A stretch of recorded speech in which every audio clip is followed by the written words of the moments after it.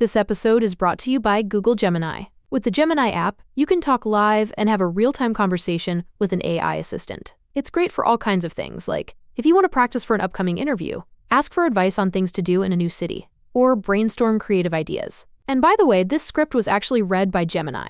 Download the Gemini app for iOS and Android today. Must be 18 plus to use Gemini Live. This episode is brought to you by AWS. Amazon Q Business is the generative AI assistant that can securely understand your business data, summarize results, and streamline tasks. Learn what Amazon Q Business can do for you at aws.com/learn more. It's December 19th, 1843, and another remarkable event is about to be uncovered by Arion, Rebecca, and Olly, the Retrospectors. It's weird to think that much of the spirit of Christmas, the singing of carols, getting paid time off work and giving cards and gifts and whatnot, was really crystallized by a single tale, Charles Dickens's A Christmas Carol, which was released today in history in 1843. And even weirder that the story evokes metaphorical spirit by invoking literal spirits in a none too subtle allegory about why being a mean and miserly person is explicitly against Jesus's wishes. And like all great Christmas art, it started because Charles Dickens was kind of in a sticky financial situation and needed to rush something out really quickly. So he was hot in 1843, which is why A Christmas Carol ended up selling out in less than a week. He'd written Pickwick Papers, Oliver Twist, The Old Curiosity Shop, but he just finished the serialized publication of Martin Chuzzlewit, which I think, I haven't read it, and I'm guessing you guys probably also haven't read it. I think it's still considered a bit of a flop. I mean, it's long. Yeah, well, it had to be because he was paid by the word, but it hadn't really gone down as well as the others, and he was under pressure to knock out a success. Don't discount the other books that he wrote around Martin Chuzzlewit. Barnaby Rudge and his touring Diary of America also hits. Not. So yeah, it's weird, isn't it? Because he was like a proper literary sensation. I mean, it's sort of Michael Jackson at his peak in publishing terms, right? Yeah. But at the same time, because he was so prodigious and he put out so much, he had nonetheless just had a hat trick of flops behind him. Yeah, it feels like in this era, there was no such thing as being like a J.K. Rowling or something where the money was pouring in. And I guess maybe that's something to do with because they hadn't really sorted out international copyright at this stage. So it was hard to have this empire based on a couple of successes. He was also expecting his fifth child with his wife, Catherine. But his publishers, Chapman and Hall, were threatening that if his sales dropped any further, they were going to reduce his monthly income by £50. And he also had his father leeching off him as well. So his dad was notoriously debt-ridden character who'd gone to a debtor's prison when Dickens was young, which real influence on a lot of his stories. So Dickensian. Dickens's literal People life. didn't say at the time. And his father had taken to hawking around Charles's autograph to make money at this stage. So he had like that Thomas to deal with. Markle energy. Yeah, exactly. So he had that to deal with, and he was like, right, I need a hit. I'll do a Christmas book, which was a less obvious recourse than it would be these days. Now it's kind of obvious, like, every band does a Christmas song. Yeah. But it wasn't obvious then. As much as anything, because Dickens's whole scheme was serialization, right? Famously, he would write the beginning of the book and not know how it was going to end, and then the public would be buying into it like a soap opera, and he could drag it out as long as he wanted. See Martin Chuzzlewit. Yeah. Whereas by committing to write a shorter book that was going to be given as a Christmas gift, he had to think of a whole, complete plan for a novel. I mean, what he came up with in the end, as we all know, is absolute genius and perfect and incredibly structured. But he invented it. He invented the Christmas past and present and future and the happy ending. And that was new for him. Well, it was kind of new for him because if you go back to his first blockbuster, The Pickwick Papers, there is a passage where a character called Mr. Wardle tells a tale about a curmudgeonly sexton who mends his ways after a Christmas visit by goblins who show him the past and future. Dickens wisely moved away from the goblin element, but this maybe explains why it only took him 6 weeks to write it because he kind of was pillaging some of his past writing as well. Yeah, Michael Slater, Dickens's biographer, describes the book as being written in white heat, he said, which, 6 weeks to turn around this absolute classic is amazing, astonishing. isn't it? It takes us that long to do an episode sometimes. Yeah. And those are just my pickups. But he apparently built the work in his head while he was taking these nighttime walks of 15 to 20 miles around London. And Dickens's sister-in-law wrote how he wept and laughed and wept again and excited himself in the most extraordinary manner in composition. So even he was excited about having rid himself of goblins from this story.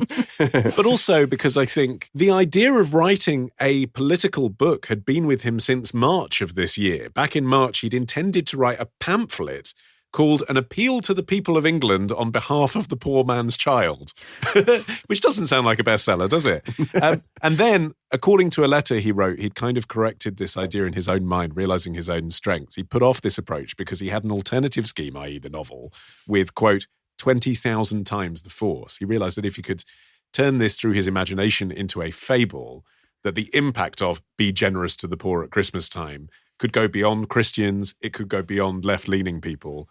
And actually, the political message, it isn't socialism, is it? It's kind of New Labour, basically. It's saying Scrooge is responsible for his employees' welfare, and that's where the burden of responsibility is. It's not on the state, it's not on everyone. It's on Scrooge because he's got the money, but he can still have his business. He just needs to be kinder. It's quite a carefully thought through political message that really works in the English psyche. Yeah, and I think it really tied into something that was going on at the moment, which was a revival of old Christmas customs. A lot of the things that we now think of as being classic Victorian Christmas elements were actually attempts to revise pre-industrial traditions, because there was this idea that industrialization had made everyone kind of like hunched and poor and covered in soot, and that the real England was, you know, the kind of Robin Hood type era where you had feudalism, but the feudal lords would like give you a big turkey or something, and then everything was fine. So there was this interesting going back to a kind of simpler, more traditional way of life, and that had brought back some of these Christmas traditions. But Dickens kind of saw that this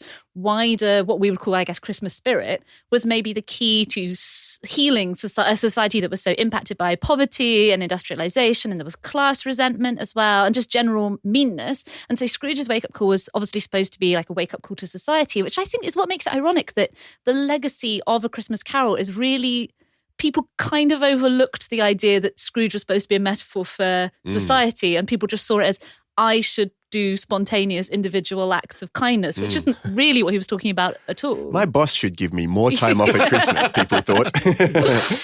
Well, so Charles Dickens had come up with at least the kind of political core of it when he apparently travelled earlier in the year up to Manchester to speak at the Athenaeum, which must be the site of pretty much everything that ever happened in Manchester, according to our interaction in our with show. Manchester. It either happened at the World's Fair or the Athenaeum. That's right.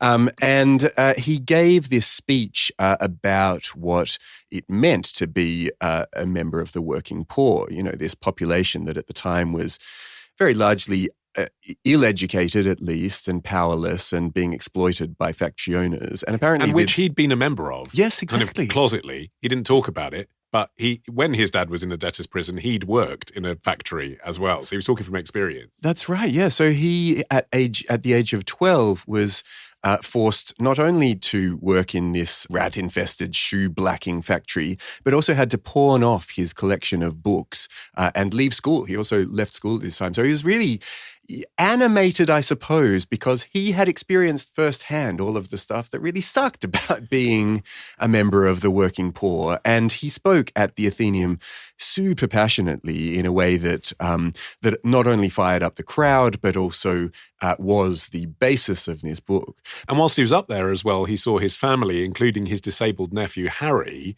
who inspired Tiny Tim. So you can see all the strands coming together, can't you? You've got his political ideas that he was going to put into the pamphlet. You've got what he knew from personal experience about child exploitation, as well as Parliament had just recently looked into this as well, and he was a wide reader of all of their reports. And then you have his own personal experience from his own family of like, I know how to make people sympathetic to this. My own nephew who might die soon. Yeah. He's like, is there a word for small that's alliterative with Harry? Or, okay, no, it's fine. I'll just change the name. No, he knew what he had. He knew he had a great story and he wanted it to be given as a gift. And he wanted to make it affordable as well. That's the other reason. He could have made a profit if it wasn't for sale for 5 shillings, but it was, which meant middle-class readers could buy it. I mean, he could have sold it for 4 times that. Given the reviews that it got, I mean, Thackeray called the book a national benefit. Lord Jeffrey commended Dickens for prompting more beneficence than all the pulpits and confessionals in Christendom. He did try and capitalise on the success of Christmas Carol by following it up with 4 more Christmas-themed novellas, which were news to me, I have to say. They're probably among his least familiar works to a 21st century audience. So he started off with The Chimes the next year. That was a very similar theme. You'll be visited tonight by 3 chimes. 3 chimes. times. It sold pretty decently, but some people thought the politics were a little bit too unvarnished and radical. Then he did The Cricket on the Hearth and The Battle of Life, which sold well. They were romances with more of a tangential Christmas theme. I have to say, at this point, the Dickens naming was getting out of control. He needed like a name editor because they had characters that were called things like Trotty Veck, Tilly Slowboy, and Chicken Stalker, which is just, come on now. The last one was the least successful, but I do think it's the most interesting plot-wise because it was called The Haunted Man and the Ghost's Bargain, playing on some of the familiar themes. But the premise is really interesting to a contemporary reader, I think, as it's basically the plot of Eternal Sunshine of the Spotless Mind. It's about a mysterious spirit who bestows the power of erasing painful memories and kind of how that's actually not good in the end. I mean, it was maybe a little bit too ahead of its time for a Victorian audience. Well, also no obvious part for Fozzie Bear, which is problematic. Tomorrow. It's a jar filled with bolts that I found in the studio. It's not a parcel bomb. Ditch the ads and get a Sunday episode when you join Club Retrospectors. Patreon.com/retrospectors. The most wonderful time of the year. Although, let's be honest, around the holidays, things really add up. But here's the good news. Only at Verizon, you can get a single line for $50 per month when you switch and bring your phone. So, while ice skating for two is definitely costing more, here at Verizon, you can save. Gifts for your third cousins? Steep. A single line with Verizon? Not so steep. A real tree? Pricey. A single line with Verizon? Less pricey. Flights to see Meemaw and Pops? Those are up. A $50 per month single line? That's down. Even a trip to the Atlanta Holiday Market will cost you more. But with Verizon, you can switch and bring your phone for just $50 per month for a single line on unlimited welcome, with autopay plus taxes and fees. All this to say, during the holiday season, when everything is costing more, you can get more for less right now at a local Verizon store. $15 monthly promo credits applied over 36 months with a new line on unlimited welcome. In times of congestion, unlimited 5G, 4G LTE may be temporarily slower than other traffic. Domestic data roaming at 2G speeds. Additional terms apply.